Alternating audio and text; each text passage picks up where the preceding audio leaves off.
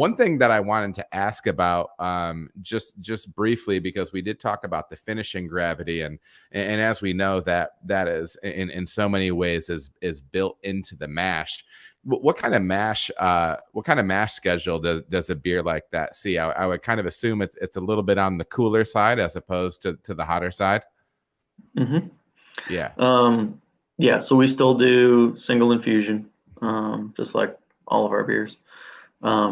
But yeah, it's a little cooler. It's like 148 is what we shoot for, whereas most everything else is kind of 152 to 154.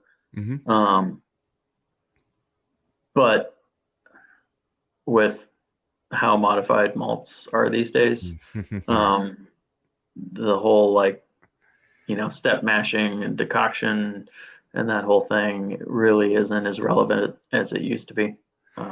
If you're not pulling under modified malt, I mean, if you're not using under modified malt, because we know that domestic stuff that we're sourcing, first of all, is made for enzyme wise, it's made for light lager, right? So it's completely jacked up on enzyme.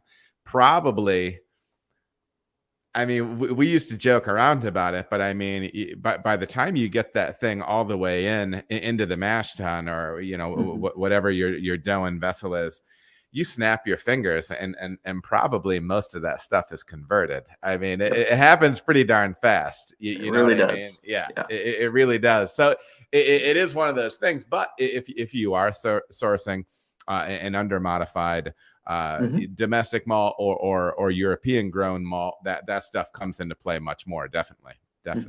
Yeah. And I totally appreciate the people that take on the challenge of doing a traditional decoction with under modified malt, and hitting it with the low and slow lager and really trying to make a beautiful Oktoberfest. And that's awesome.